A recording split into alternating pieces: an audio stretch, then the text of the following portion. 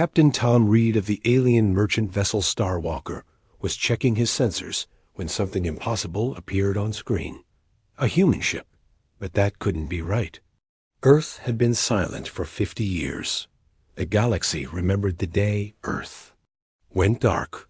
One moment, humanity's homeworld was broadcasting its usual signals into space.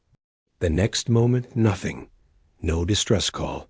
No explanation. Just silence. The Galactic Council sent 3 expeditions. None returned. They declared Earth a dead world and marked the system as forbidden. But here, drifting in the empty space between star systems, was the USS Pioneer. Tom's crew gathered on the bridge. His first officer, a tall blue-skinned alien named Crix, shook his head. "Captain, this is wrong. All human colonies died after Earth fell. No humans exist anymore." Tom studied the readings. The ship was old, very old. Its hull showed battle damage, burn marks from energy weapons, holes from kinetic rounds. But strangest of all, the ship was still running. Weak power signatures flickered deep inside its metal body. "Someone might be alive in there," Tom said. His security chief, Vera, a 4-armed warrior from Epsilon Prime, checked her weapons. "Captain, every ship that goes near human technology never comes back. The Council has rules." "The Council isn't here," Tom interrupted. He had always been curious about humans. Before Earth went silent, humans had been the galaxy's youngest species. They joined the Galactic Council only 20 years before disappearing. In that short time, they had amazed everyone. Humans adapted to any environment. They made friends with species that hated each other. They turned worthless planets into gardens. They built ships that shouldn't work, but did anyway. And they fought. When the swarm attacked the outer colonies, humans didn't run. They stood and fought with a fury that scared even their allies. Humans would tape broken bones and keep fighting. They would fly damaged ships into enemy fleets rather than retreat. They earned respect through pure determination. "We're going aboard," Tom decided. The docking was easy. Too easy. The Pioneer's airlock opened without resistance, like it was welcoming them. Inside, emergency lights cast red shadows on metal walls. The air was stale but breathable. Tom's team moved carefully through empty corridors. No bodies, no signs of struggle, just silence. They reached the bridge.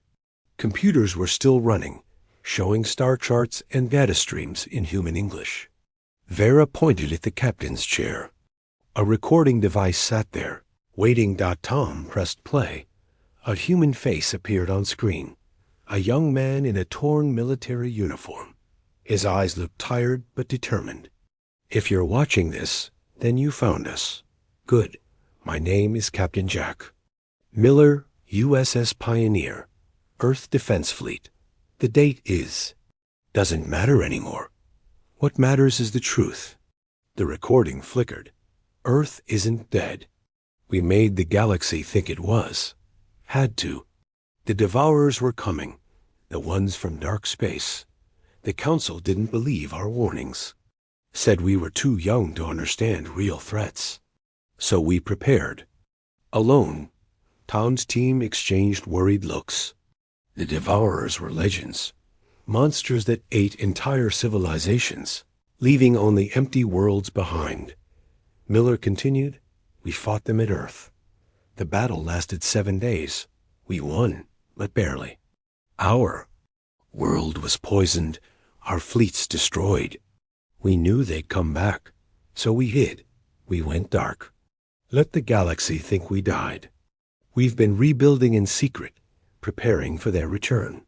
The screen showed coordinates. "These lead to Haven Station. If you're not human, and you're brave enough to find us, come. The Devourers are returning. This time, humanity won't fight." Alone, the recording ended. Tom stared at the blank screen. Humans were alive. They had been preparing for 50 years. And now they were calling for allies. "Captain," Crick said quietly, "the Council will never believe this." Tom smiled. "Then we won't tell them. Set course for these coordinates." As the Star Walker turned toward unknown space, the Pioneer powered down completely, its message delivered. Humanity was waiting, and this time they wouldn't stand alone. The journey to Haven Station took 3 weeks through uncharted space. Captain Tom Reed kept the mission secret from everyone except his core crew. The coordinates led them beyond the mapped galaxy, into a region everyone called the Dead Zone. No stars, no planets, just empty black space that scanners couldn't penetrate. "Captain, we're approaching the coordinates," Crix announced. "But I'm reading nothing. Just more empty." The space in front of them rippled. Like water disturbed by a stone, reality bent and twisted. A massive structure appeared from nowhere. A space station the size of a small moon. Tom had seen many stations in his travels, but this was different. Human engineering mixed with alien designs. Weapons from a dozen different species bristled from its hull. Ships of every type imaginable floated nearby, cargo haulers, fighters, even a few Council patrol vessels that had gone missing years ago. "By the stars," Vera whispered. "How did they hide this?" Before Tom could answer, their communication system crackled to life. "Unknown vessel, this is Haven Control. Identify yourself or be fired upon." The voice was human. Tom's heart raced. As he responded, "This is Captain Tom Reed of the merchant vessel Star Walker. We found the Pioneer. We received Captain Miller's message." Silence. Then, "Captain Reed, you're clear to dock at Bay 7. Welcome to Haven Station. Admiral Davis will meet you there." The docking bay was enormous. As their ship settled onto the platform, Tom saw something that took his breath away. Humans. Hundreds of them, working on ships, moving cargo, talking and laughing. But not just humans, aliens too. Species from across the galaxy, working side by side with the supposedly extinct humans. A woman approached their ship as they exited. She was older, maybe 60 Earth years, with gray hair and sharp green eyes. She wore a modified military uniform, with Admiral's insignia. "Captain Reed? I'm Admiral Lisa Davis, commander of Haven Station. Thank you for answering our call." Tom found his voice. "Admiral, how is this possible?" "The galaxy thinks humans are dead." Davis smiled sadly. "Walk with me, Captain. Let me show you the truth." She led them through the station. Tom saw impossible things. A human child playing with a young Kraxan, a species that supposedly hated mammals. A human engineer working with a void walker to repair a ship engine. A human doctor treating injured aliens of every species. 50 years ago, Davis began, our deep space monitors detected the Devourers approaching. Massive bioships that consume everything, metal, flesh, entire worlds. We warned the Council. They laughed. Said a young species like humanity couldn't possibly understand such advanced threats. They entered an observation deck. Through the transparent wall, Tom saw ships being built, strange vessels that mixed human creativity with alien technology. "So we prepared alone," Davis continued. "When the Devourers reached Earth, we were ready. But the cost..." She paused, pain crossing her face. 3 billion humans died. Our planet was left barely habitable. We won, but we were broken. "Why?" "Hide," Crix asked. "Because we learned something during the battle," Davis replied. "The Devourers aren't random predators. Someone controls them, someone in the Council itself. We went dark to investigate, to prepare, and to gather allies who would believe us." She gestured around the station. "Every person here, human and alien, knows the truth. Some are refugees from worlds the Council abandoned. Others are explorers who found us by accident. All chose to stay and prepare for what's coming. Tom noticed something on the wall, a star map showing red dots spreading across the galaxy. "What are those?" "Devourer scouts," Davis said grimly. "They've been probing our defenses for 2 years. The main fleet will arrive within 6 months. The Council still refuses to acknowledge the threat. They're too busy with politics and trade. Disputes. What do you need from us?" Tom asked. Davis turned to face him directly. "We need you to be our voice. Return to Council space. Tell others what you've seen. Not the Council itself. They won't listen. But tell the frontier colonies, the merchant guilds, the independent worlds. Tell them Haven Station exists. Tell them humanity lives and stands ready to fight." She handed him a data pad. "These are coordinates for safe passage back here. Anyone who comes peacefully is welcome. We'll share our weapons, our shields, our knowledge. Humanity learned something important when we nearly died. We're stronger together." Tom took the data pad. Looking around at humans and aliens working together, he made his decision. "We'll spread the word, Admiral. The galaxy needs to know." Davis smiled. "Captain Miller was right about you. He said if anyone found the Pioneer, they'd be brave enough to help." "He's alive?" Tom asked, surprised. "Very much so. He commands our scout fleet now. Stubborn man refused to die when the Devourers attacked his ship. That's very human of him." As Tom's crew prepared to leave, they carried more than just a message. They carried hope. Earth lived. Humanity survived. And they were ready to stand with anyone brave enough to fight beside them. Asterisk. Captain Tom Reed became the galaxy's most wanted messenger. For 3 months, he traveled from system to system, avoiding Council patrols while spreading the word about Haven Station. The response was mixed. Some called him crazy. Others accused him of spreading dangerous lies. But a few listened, and those few made all the difference. The first to answer humanity's call were the broken worlds, planets the Council had abandoned when they became unprofitable. Tom found their representatives in a rundown station orbiting a dying star. The meeting was led by Commander Rex, a scarred veteran from Titan Colony. "The Council left us to die when our minds ran dry," Rex growled. "If humans are willing to stand with us, we'll stand with them." Next came the free traders, independent merchants who operated outside Council law. Their leader, Captain Aina, a clever woman from the desert world of Nexus, saw opportunity in chaos. Humans always paid fair prices and kept their word. If they're alive, that's good for business. The real surprise came from the warrior clans of the Outer Rim. These fierce fighters had been enemies of humanity before Earth went dark. Tom met their representative, Warrior Chief Brock, on a battle scarred. "Humans fought us with honor," Brock said, his forearms crossed. "When we were defeated, they helped rebuild our worlds instead of enslaving us. That debt remains unpaid. We will answer their call." But not everyone was happy about humanity's return. On the Council's capital world, Supreme Chancellor Vorax read the reports with growing anger.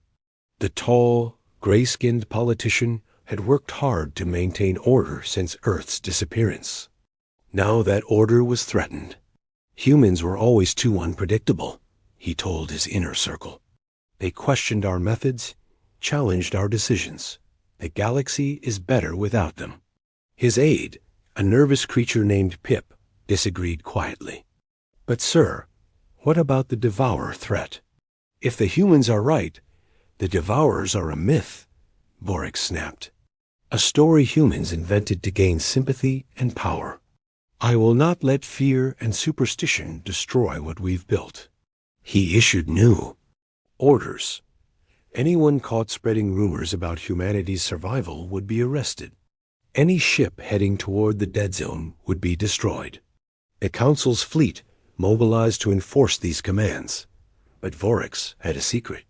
Deep in his private chambers, he communicated with shadows, beings that existed between dimensions. They whispered promises of power, of control over the entire galaxy. All he had to do was keep everyone divided when the harvest came. Back at Haven Station, Admiral Davis received reports of the growing alliance. The station's population had doubled as refugees and volunteers arrived daily. The shipyards worked without rest, building the strange hybrid vessels humanity had designed. Captain Miller returned from a scouting mission with urgent news. His ship, the Defiant, was damaged but intact. "Admiral, the Devourer's main fleet is moving faster than expected. We have maybe 2 months, not 6. Davis nodded grimly. She called a meeting of all Haven's leaders. The conference room filled with an impossible mix. Humans standing beside former enemies, refugees next to warriors, traitors next to soldiers. "Friends," Davis began, "the time for hiding is over. The Devourers are coming, and the Council refuses to see the threat. We must act without them." A young human engineer named Sam raised his hand. "Admiral, our new shield technology is ready. We can protect most inhabited worlds, but we need to install the generators locally. That means revealing ourselves." "Then we reveal ourselves," Davis decided, "but on our terms. We'll split our forces. Captain Miller will lead a fleet to protect the frontier worlds. Start with those who answered our call. I'll take another fleet to the core worlds. Even if the Council won't listen, their people deserve protection." Warrior Chief Brock stood. "My clans will join Miller. We know the frontier. We can convince the stubborn ones."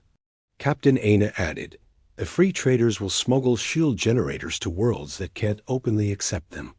The Council can't stop all of us."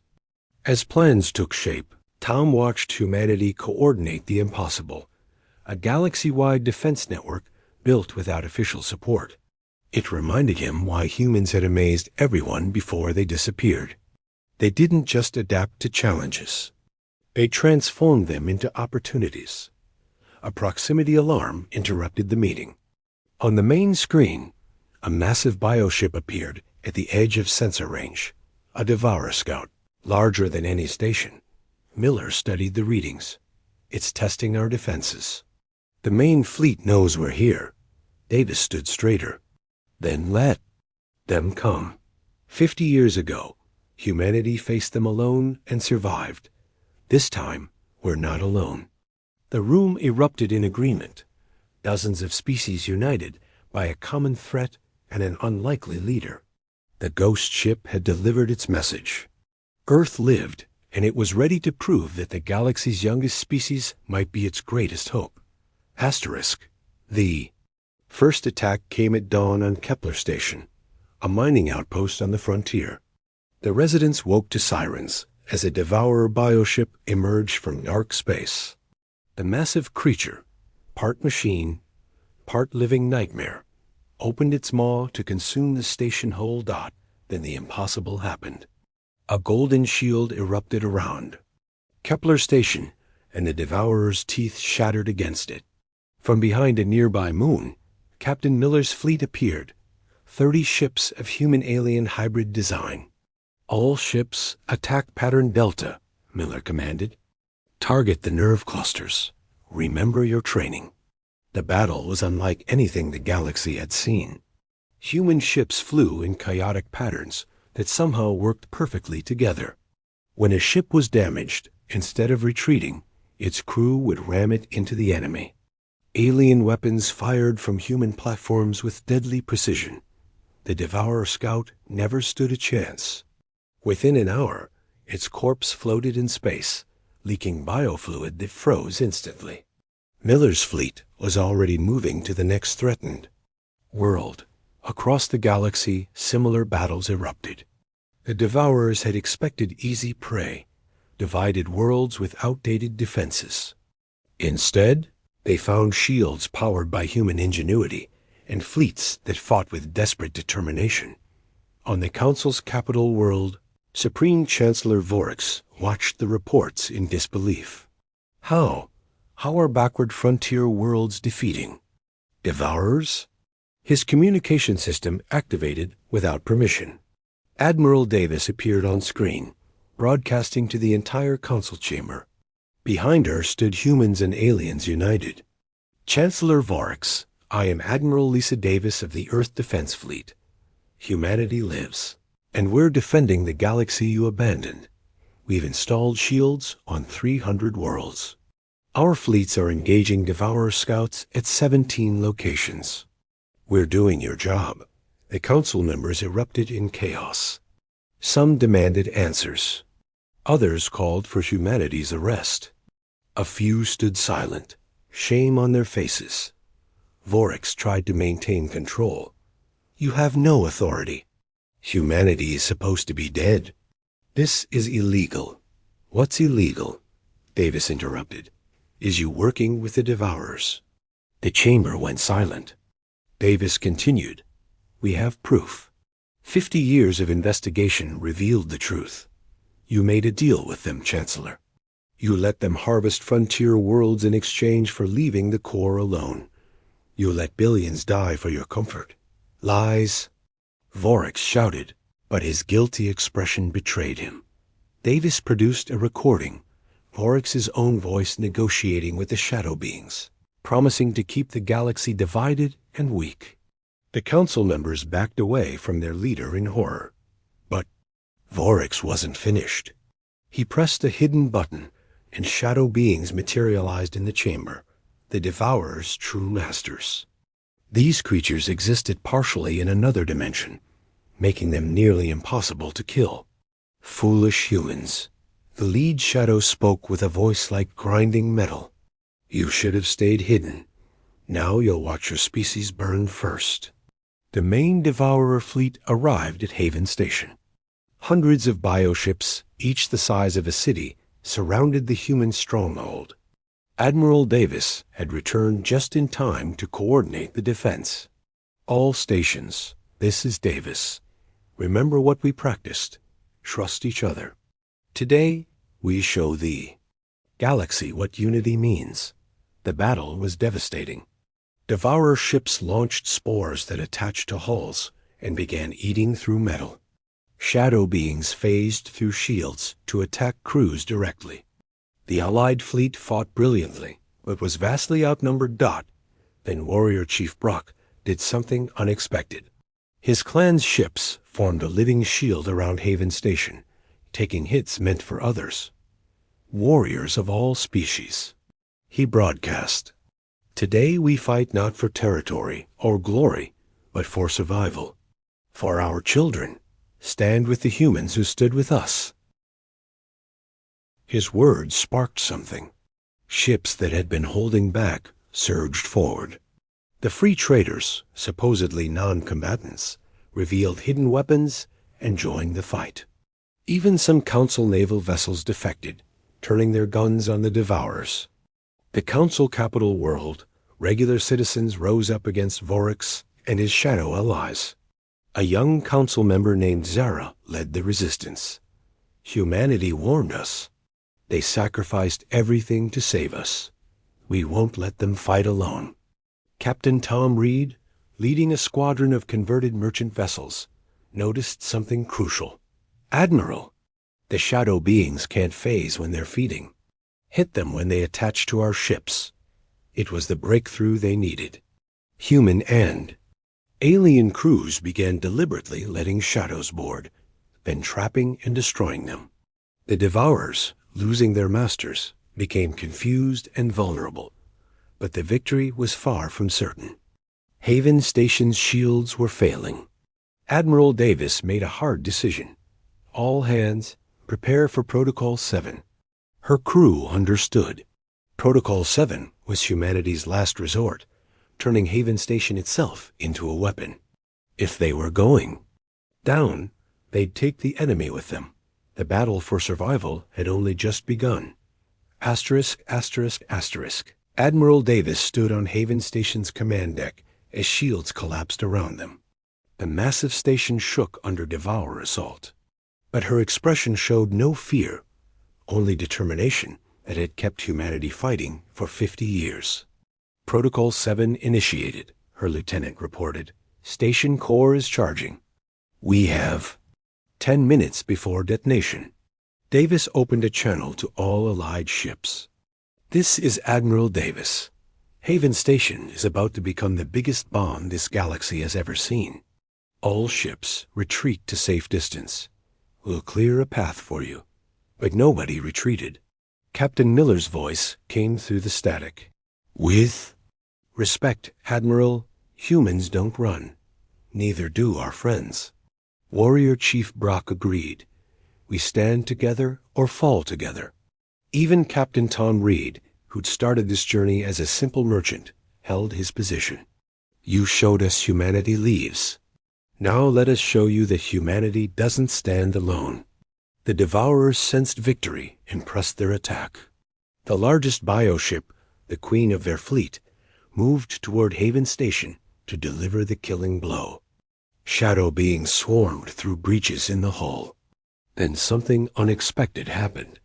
From the dead zone behind Haven Station, space began to distort. A massive portal opened, and through it came a sight that stopped everyone, Earth itself. Not the dead world everyone expected, but a planet wrapped in technology beyond imagination. Orbital rings, energy shields, and weapons that defied physics. A new voice echoed across all channels, old, wise, and definitely human. This is President Marcus Webb of Earth. Our 50-year exile ends today. Earth's surface came alive. Beams of pure energy shot from the planet, each one perfectly targeted. They passed through Allied ships without harm, but tore through Devourers like paper. The weapons were impossible. They bent space itself, turning the Devourers' own mass against them. But the shadow beings laughed. One planet cannot stop us. We exist beyond your dimension. Your weapons cannot. They were cut off as Earth revealed its true secret. The planet's core had been converted into a dimensional anchor. Scientists had spent 50 years studying the shadow being's vulnerability.